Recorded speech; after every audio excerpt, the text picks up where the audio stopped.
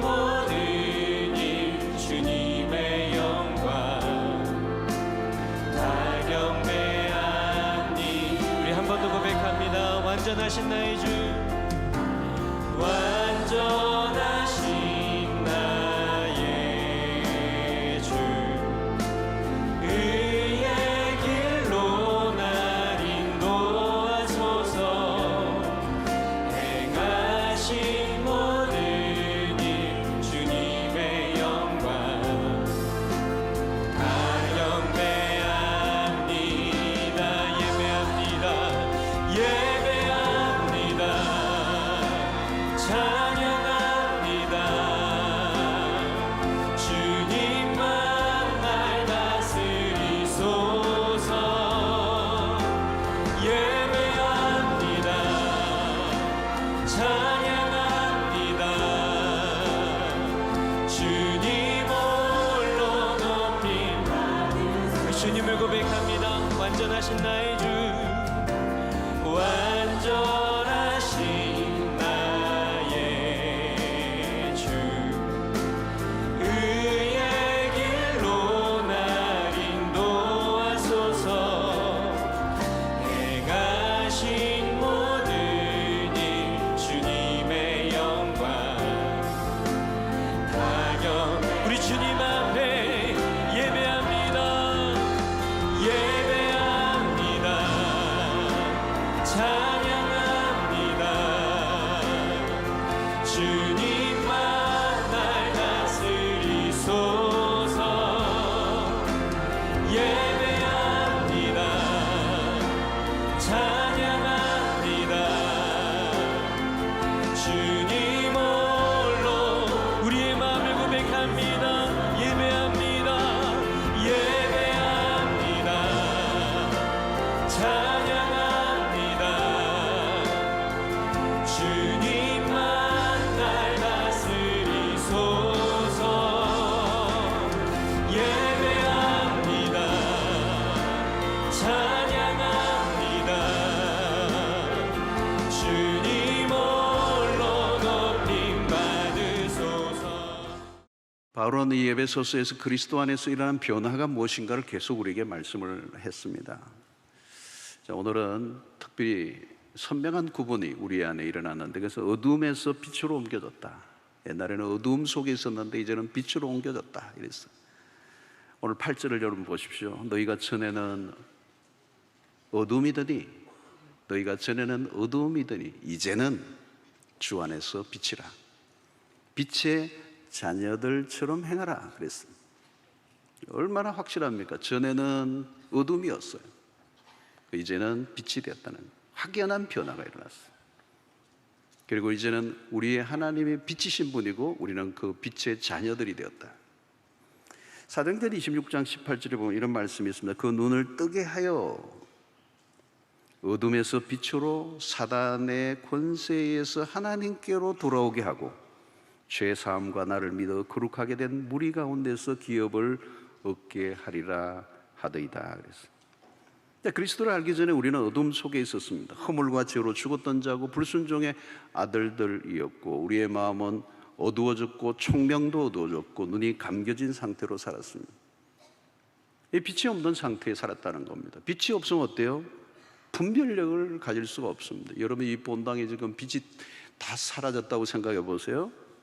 아무것도 보이지 않는다고 생각해 보세요. 이 세상이 그렇게 살고 우리가 그렇게 살았고 우리의 마음이 어두워졌고 깜깜한, 그래서 내가 누구인지, 내가 어디로 가는지, 왜 사는지, 이게 죄인지 죄가 아닌지 분별이 될 수가 없었어요. 이 어둠의 세계를 지배하는 세력이 있는데 그게 사탄이라는 거예요. 마귀라는 거죠. 이 흑암의 권세를 가지고 세상을 통치하고 어두움 가운데로 사람들을 몰아서 그 사탄이 이끄는 대로 살아갔던 것이 우리의 과거의 삶이었습니다. 골로새서 1장 13절에 보니까 그가 우리를 흑암의 권세에서 건져내사 그의 사랑의 아들의 나라로 옮기셨으니 그랬어요. 우리의 주소지가 완전히 옮겨졌습니다. 어둠에서 빛으로 완전한 이동입니다. 예수님이 산상수훈에서도 말씀하셨죠. 마태복음 5장 14절에 너희는 세상의 빛이라. 산 위에 있는 동네가 숨겨지지 못할 것이요.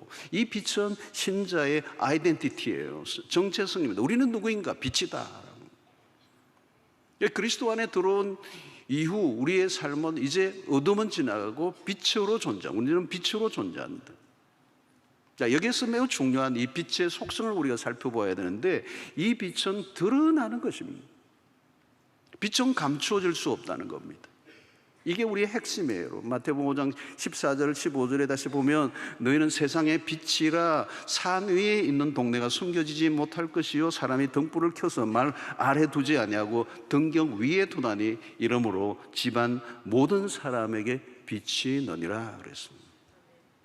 너희는 세상의 빛이다. 빛의 속성이 뭡니까? 드러나는 것입니다. 숨겨지지 않아요. 숨기고 싶어도 숨겨지지가 않아요, 여러분. 여러분, 우리가 예수를 믿고 그리스도인이 된 순간부터 우리는 세상 속에 드러난 존재입니다. 감출 수가 없어요. 여러분, 세상 사람들이 왜 예수 믿는 사람들에게 민감하게 반응할까요? 눈에 띄기 때문에 그래요. 우리가 빛이니까. 세상의 사람들은 실수하면 그냥 대충 넘어가는데, 예수 믿는 사람들이 실수를 하면 뉴스감이 돼요. 우리가 빛인데, 우리가 노출되어 있거든요.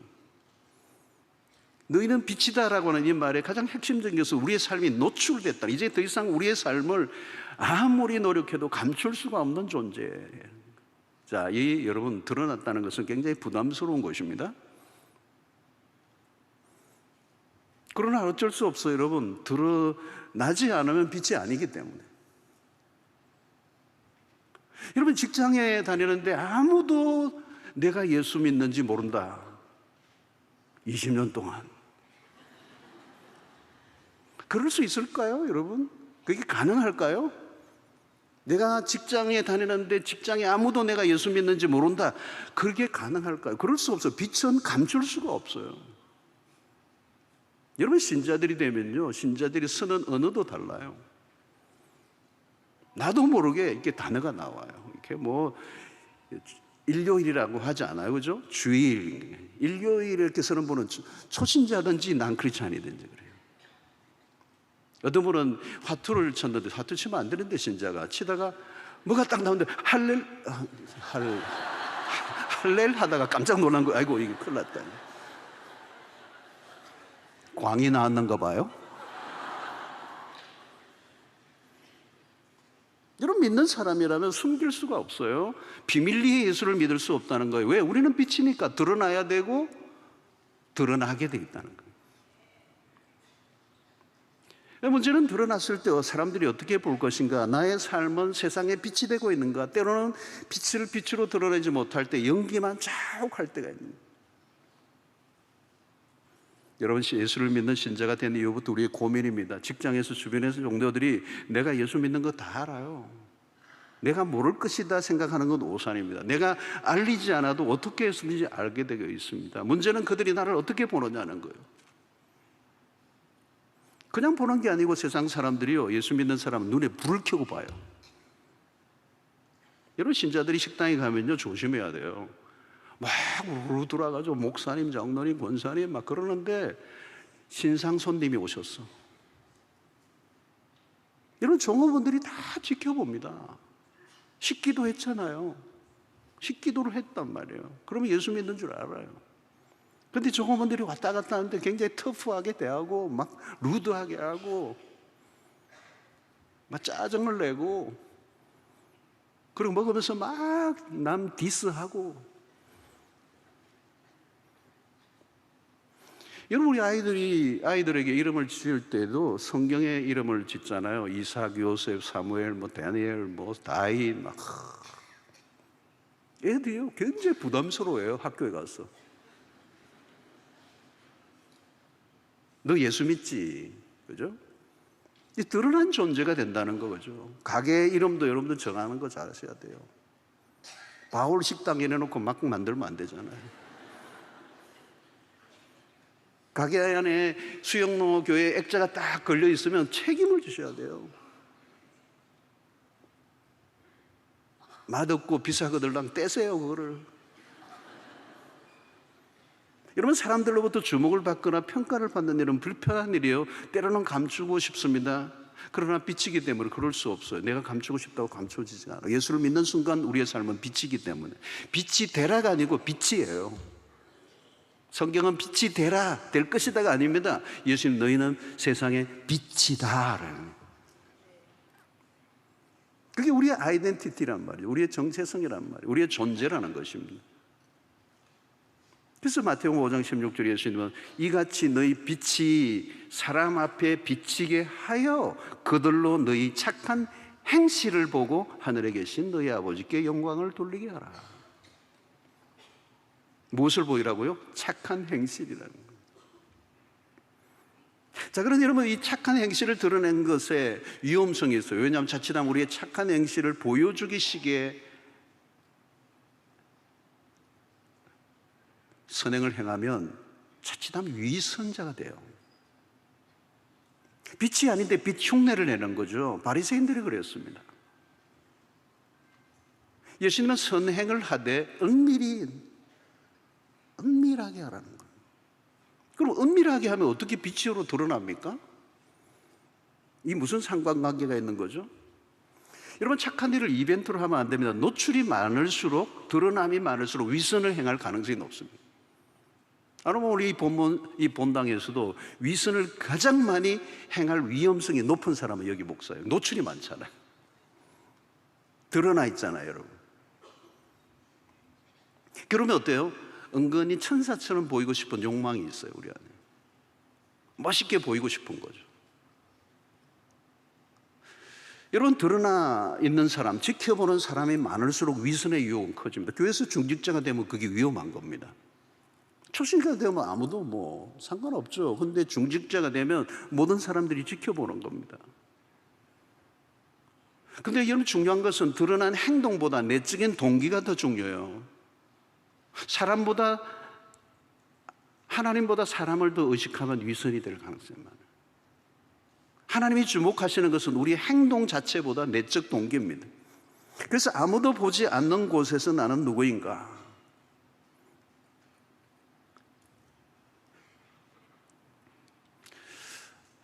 아무도 보지 않는데 아주 은밀하게, 그리고 10년, 20년 지속적으로 선행을 베푸는 사람들이 있어요.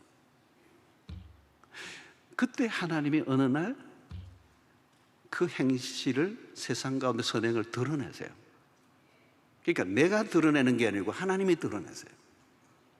그러니까 내가 내 선행을 드러내는 게 아니고 하나님이 내 선행을 드러내셔서 세상 가운데 빛으로 삼으신다. 그러려고 하면 여러분 어떻게 되죠? 이게 쉬운 게 아닙니다. 우리는 조그마한 행한 것을 부풀리려고 하는 성향이 있거든요. 근데 내가 행하는 엄청난 게 있는데 그걸 자꾸 숨기는 거예요. 나는 숨기는데 하나님은 드러내시는 거예요. 그렇게 살려고 하면 내 안에 영성이 뒷받침해 줘야 됩니다. 강력한 영성이 내 안에 뒷받침하지 않으면 우리는 별것 아닌 것을 포장해서 멋있게 보이려고 하는 이 위선의 죄를 범하게 되는 거예요.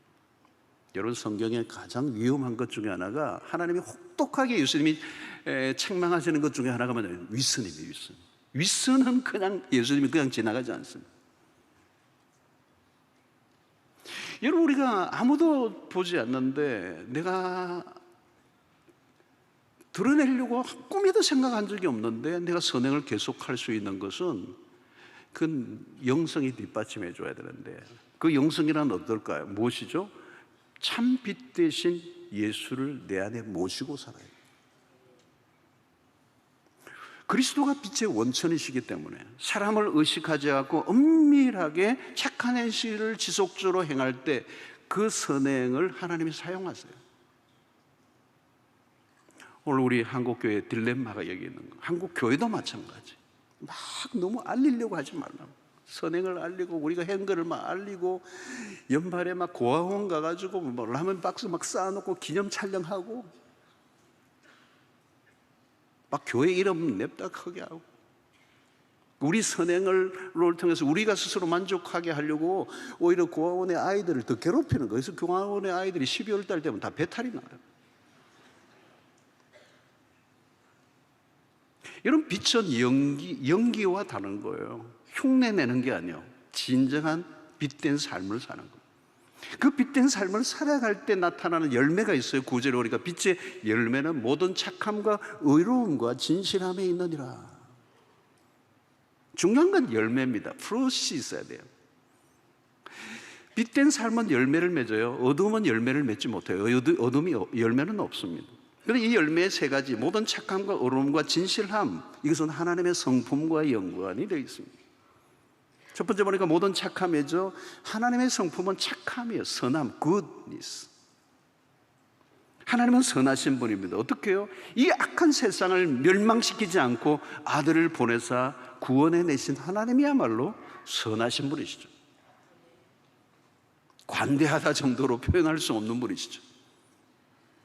하나님은 어떻게 해서라도 악한 자를 건져내시려고 당신의 모든 대가를 지불하신 분은 하나님의 자비하심, 이 헤세드, 성경 전체에서 하나님의 성품을 알려내는 귀중한 것은 하나님의 자비하심. 그 자비하심 때문에 우리가 살았습니다. 그 선하심과 자비하심을 우리도 드러내는 것. 여러분, 어떤 사람은 능력이 많아요. 재주도 많아. 아주 스마트해. 근데 사람이 질이 안 좋아. 여러분, 누가 가장 위험한 사람인지 아십니까? 범죄 의식을 가지고 열심히 일하는 천재.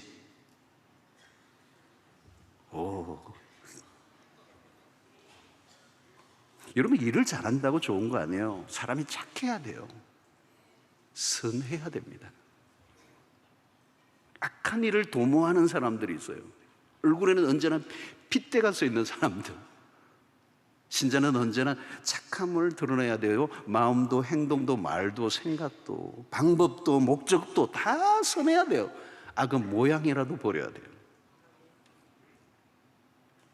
둘째는 의로움이죠. 여러분, 의로움은 하나님의 속성입니다. 의로우신 분은 하나님 한 분밖에 없어요. 그래서 우리의 절대적 기준은 하나님 한 분밖에 없어요. 우리에게는 의의가 없어요. 그래서 우리는 날마다 우리의 실수와 연약함을 고백해야 되고 십자가를 붙들게 되는 것이죠. 그래서 우리가 수고한 자리, 우리가 열심히 한 그 자리에는 그리스도만 남아야 돼요. 왜? 그 열매는 우리에게서 나온 것이 아니라 그리스도로부터 나오는 것이기 때문에 우리 자신을 의지하지 말고 예수의 의의를 의지하고 붙들고 살아가는 것, 십자가만이 내 삶의 기준이 되는 삶, 그게 의로움의 열매입니다. 세 번째는 진실함이 빛의 열매죠. 진실함 역시 하나님의 성품입니다. 진리의 하나님, 거짓과 거리가 멀어요. 불의한 세상에서 의를 붙들고 산다는 건 굉장히 어려운 것입니다. 그러나 빛된 삶은 갈수록 진실해져 가는 겁니다. 여러분, 신자가 신앙이 성숙해 간다는 건 딴 거 아니에요. 죄를 안 짓는 게 아니고요, 죄를 짓는데 진실해지는 거예요. 정직한 고백을 하는 것, 자신의 실수와 연약함을 고백하고 인정하는 것. 자존심 상할 수 있지만 내가 이렇게 실패했습니다, 죄를 지었습니다 고백하는 진실함, 그건 누가 가능합니까? 십자가를 믿는 사람이죠. 여러분, 빛은 투명한 것입니다. 빛된 삶은 투명해요. 클리어해요. 감추지 않아요. 모든 걸 드러내요. 여기에서 열매가 맺히는 것입니다. 여러분, 이런 열매를 맺는 사람들의 삶의 기준이 딱 있어요. 10절에요. 주를 기쁘시게 할 것이 무엇인가 시험하여 보라. 사람들이 나를 어떻게 볼 것인가, 그거 아니에요, 여러분. 우리의 삶의 기준은 주를 기쁘시게 하는 거예요. 이것이 정말 주님이 기뻐하실까? 그러니까 언제나 우리의 시선은 하나님 앞에서, 여호와의 목전에서, 이것을 라틴어로 코람 데오 정신이죠. 하나님이 이 일을 기뻐하실까? 늘 하나님을 의식하고 그분의 시선을 의식하며 살아가는 것.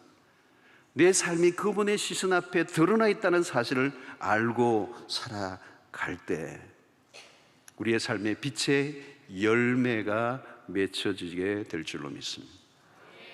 자, 빛의 두 번째의 속성은 어둠을 밝히는 것입니다. 13절에 보니까 그러나 책망을 받는 모든 것은 빛으로 말미암아 드러나느니 드러나는 것마다 빛이니라. 빛의 중요한 속성이 어둠의 정체를 드러내는 겁니다. 빛은 어둠을 책망하는 겁니다. 그래서 어때요? 어둠은 빛을 싫어해요. 여러분, 어디에나 사람들이 어디에서 죄를 지어요? 어두운 데서 죄를 지어요. 환하게 하고 죄를 짓지 않아요. 어둡게 하고 죄를 지어요.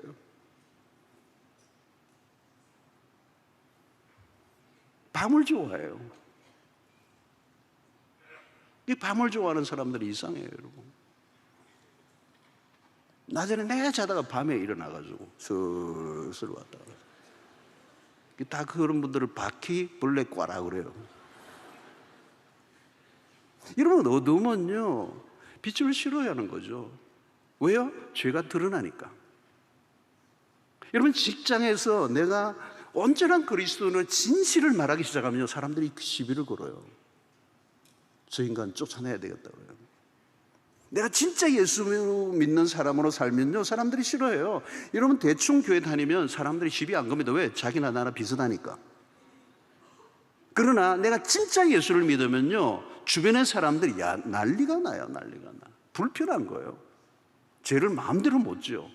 음담 패스를 하고 싶은데 딱 옆에서 딱 경건하게 있으니까 꼼짝 못합니다.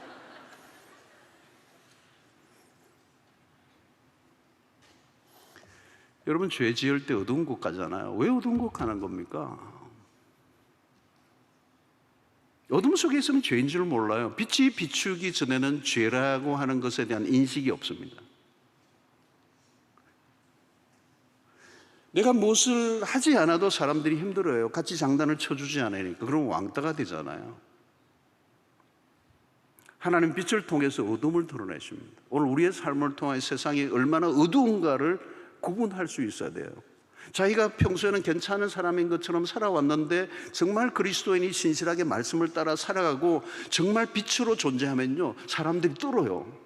내가 얼마나 악한 존재인가를 알게 되는 거잖아. 그 빛이 비추니까 비로소 자신의 삶이 얼마나 어려워 망가져 있는가를 깨달아진다는 거예요. 다윗이 우리아의 아내 밧세바를 왕실로 불러서 음행을 행했습니다. 왕실의 깊숙한 밀실에서 벌어진 일이에요. 그는 권력의 힘을 동원해서 숨겨버렸습니다. 감추었습니다. 세월이 한참 흘렀어요. 끝난 줄 알았어요. 완전 범죄였죠. 그러나 여러분, 완전 범죄는 없어요.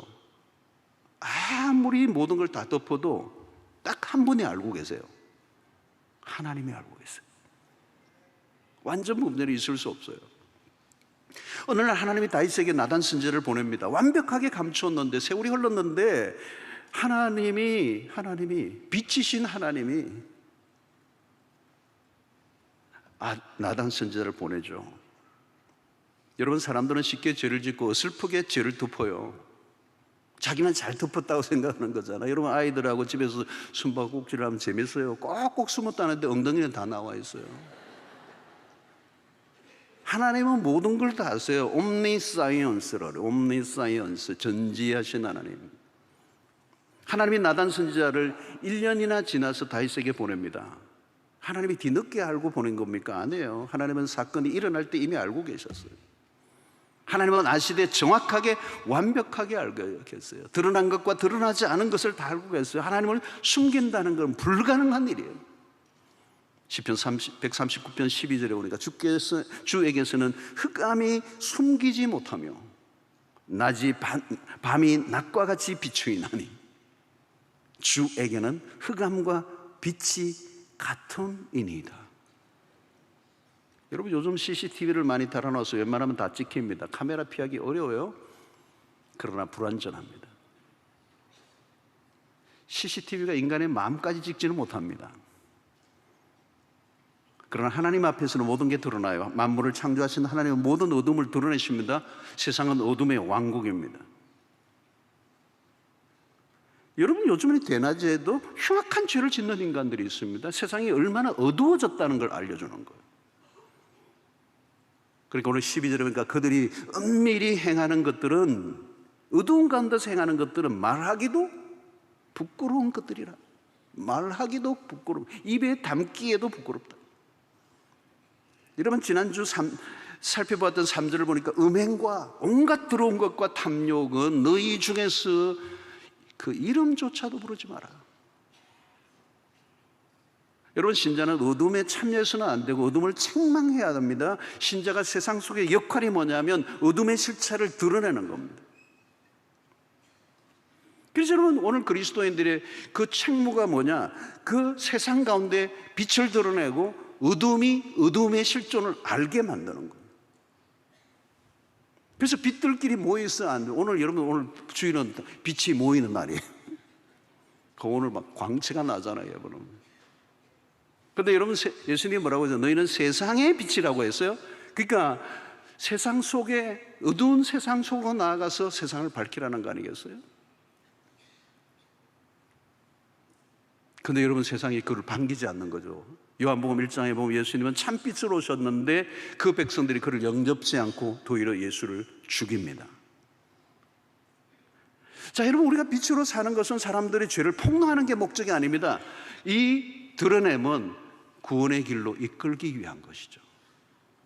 여러분, 레이저의 빛이 사람을 죽이기 위한 목적이 아니고 그의 모든 암의 세포를 죽이는, 그래서 살려내기 위한 목적.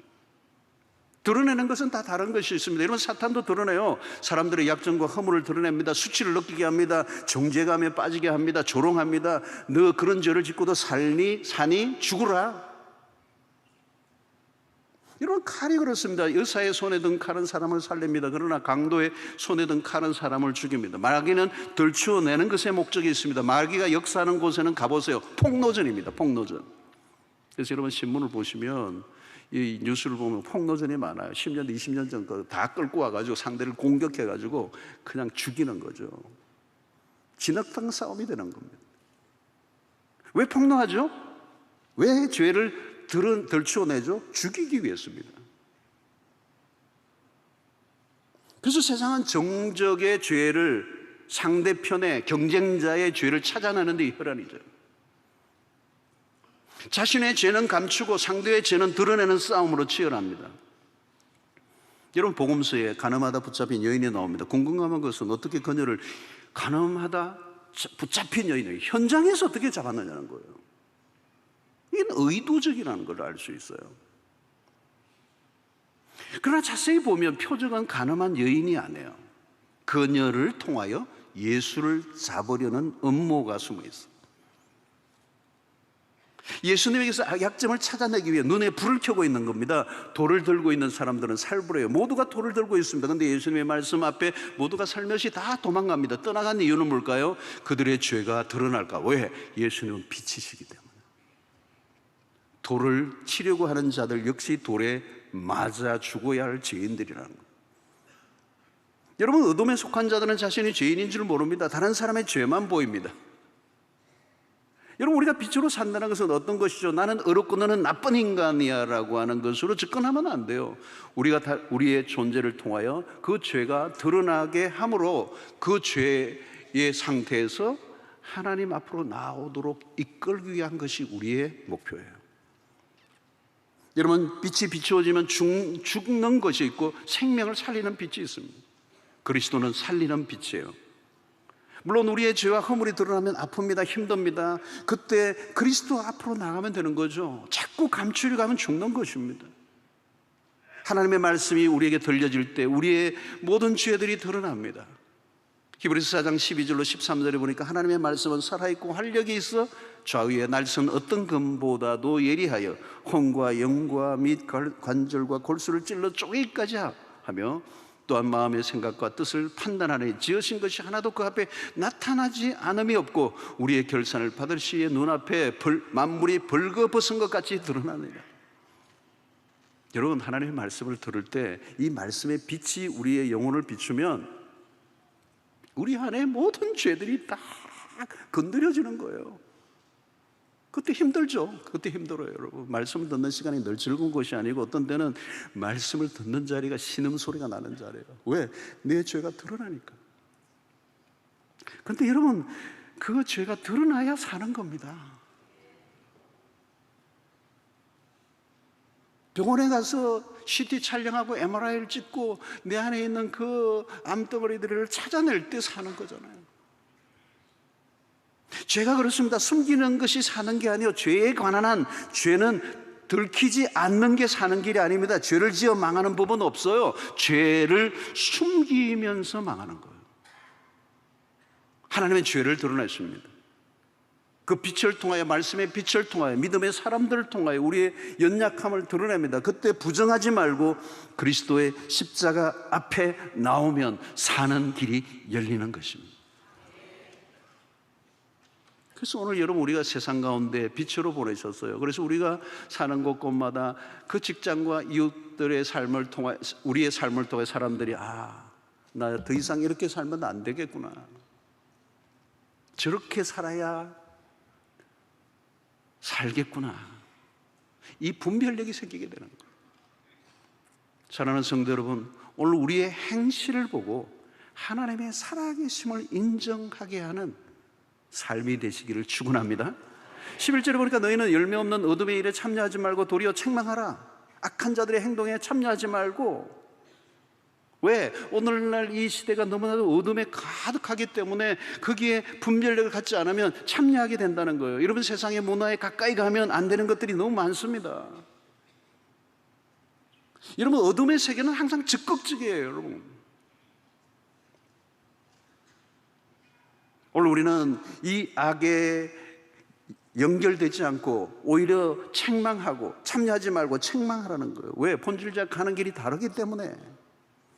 고린도후서 6장 14절에 너희는 믿지 않는 자와 멍에를 함께 매지 말라. 의와 불법이 어찌 함께하며 빛과 어둠이 어찌 사귀며.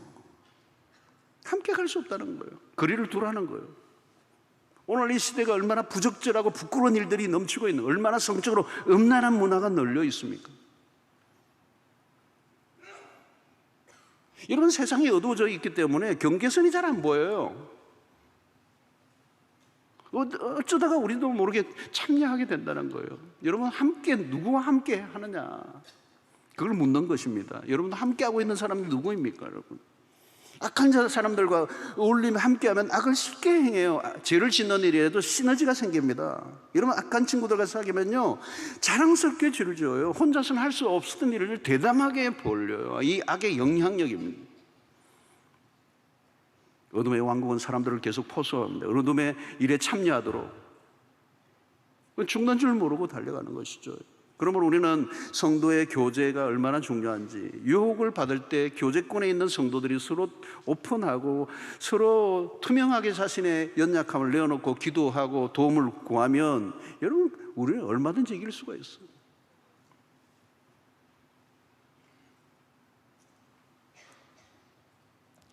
(14절에) 보니까 그러므로 이 시기를 잠자는 자여 깨어서 죽은 자들 가운데서 일어나라. 그리스도께서 너에게 비추이시니라 하셨나죠. 그랬어요. 바울은 영적 잠에서 깨어나라는 겁니다. 위험한 순간 잠들어 있을 때가 있다는 겁니다. 그때는 무슨 일이 일어나는지 모르죠. 빛인데 빛인 줄 모르고 살아가는 사람들, 깨어나라는 거예요. 잠이 깊은 사람은 어때요? 잠든 가운데서 막 걸어가요. 자신이 어디로 가는지 모르는 것입니다. 여러분, 이 시대는 잠들기 좋은 환경입니다. 영적인 잠들기 너무 좋은 시대예요. 그래서 잠자는 자여 깨어서 죽은 자들 가운데서 일어나라.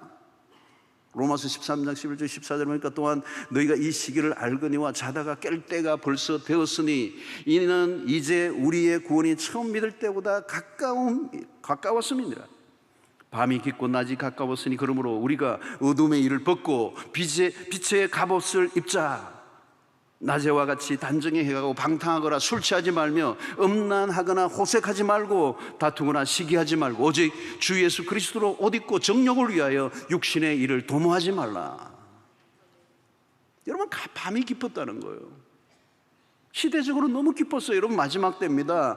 우리가 생각하는 것보다 훨씬 더 밤이 깊었어요. 그래서 사람들은 방탕하고 술 취하고 음란하고 호색하고 시기하고 다투고. 여러분, 잠이 들면 큰일 나는 겁니다. 잠이 들면 자다가 깰 때, 잠든 순간 우리는 한순간에 이 어둠의 세계 안으로 훅 들어가 버리는 거예요. 아차는 순간에 무슨 일이 일어나는 거죠? 술 취하고 방탕한 시대라는 거죠. 여러분, 이 술도 조심하셔야 돼요. 여러분, 크리스찬들이 요즘 안 먹는 사람 있나? 이런 분들이 계시더라고요. 어느 교회는 장로님도 드시던데요.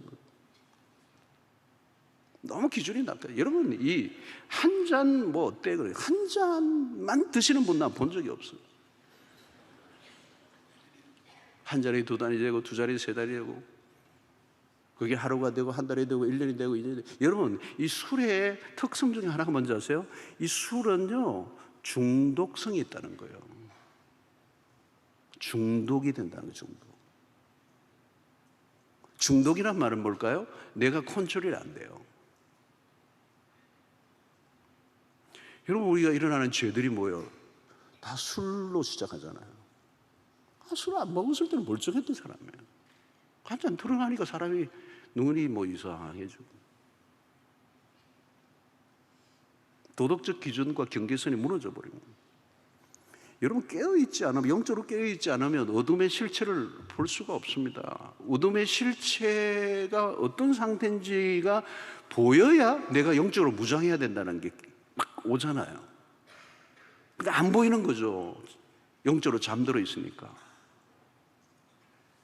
여러분, 우리가 어떻게 해야 되죠? 오늘 우리는 매일 하나님의 말씀에 빛이 임해야 돼요. 유명한 구절 있잖아요. 시편 119편 105절의 말씀. 주의 말씀은 내 발의 등이요 내 길의 빛이니라.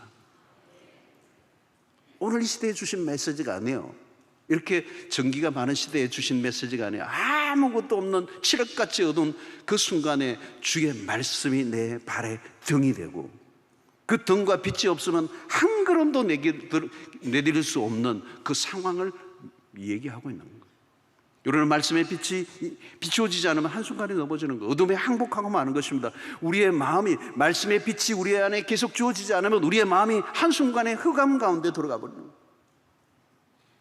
근데 내가 무슨 짓을 하고 있는지 알 길이 없어요. 몰라요. 몰라. 어떻게 알아요? 통 몰라. 아주 몰라. 영 몰라. 알 수가 없어요. 사랑하는 성도 여러분, 말씀으로 깨어있을 때 이 시대가 보이고 영적으로 무장하지 않고는 살 수 없다는 사실이 깨달아지니까 기도할 수밖에 없게 돼요. 말씀과 기도로 깨어있는 신앙생활. 여러분, 신앙생활 안 하는 사람 어디 있어요? 중요한 것은 깨어있는 신앙생활이에요. 기도생활 안 하는 사람 어디 있어요? 깨어있는 기도생활이에요. 여러분, 세상은 더 어두워져 가고 있습니다. 그냥 우리는 있으면요, 그냥 있으면 그 어두움 안으로 쑥 밀려 들어가 버려요. 그리고 내가 어디로 가고 있는지, 내가 무슨 짓을 하는지 분별력도 없어져 버려요. 그러면요, 주일날 교회 와서 예배 드려도 무덤덤해져요. 무덤덤. 아무 느낌이 없어요. 영적 어두움 속에 있는 거예요. 아무 느낌이 없어요. 말씀을 들어도, 찬양을 해도, 예배를 드려도 아무 느낌이 없어요.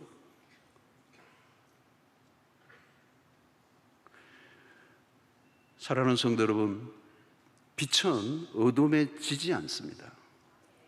시대가 여러분 어두울수록 빛은 존재감이 있어요. 칠흑같이 어두울수록 작은 빛도 강력해져요. 오늘 이 시대가 어두워요. 참된 신앙생활을 하는 그리스도인들은 찬란하게 빛이 나요. 달라요. different. 전혀 달라요. 구별이 돼요. 구별이 돼요. 이번 금요일에도 우리 철야의 감독, 영화 할리우드에서 영화 감독했던, 여러분 철야 유튜브에 들어가서 보시면 다 나와요. 그 스티븐 오 감독이 코스타 영혼 강사라. 근데 간증을 듣는데 내 가슴이 뛰어서 우리 교회 와달라 해서 스케줄 조정해가지고 왔는데 대단한 양반이에요. 우리가 알고 있는 할리우드 엄청난 영화들을 다 참여했던 이 촬영 감독이에요. 30조짜리 찍는데 뭐 100억이 왔다 갔다 하는 이런 작품들. 근데 할리우드에 어둠이 어둠, 흑암의 세계. 그 탐욕과 욕망이 들끓는 온갖 세상의 그 세속사의 핵심 한가운데 들어가서 이분이 빛으로 살아가는 거예요.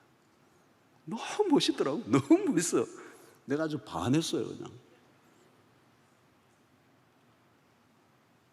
매일 말씀을 붙잡고요,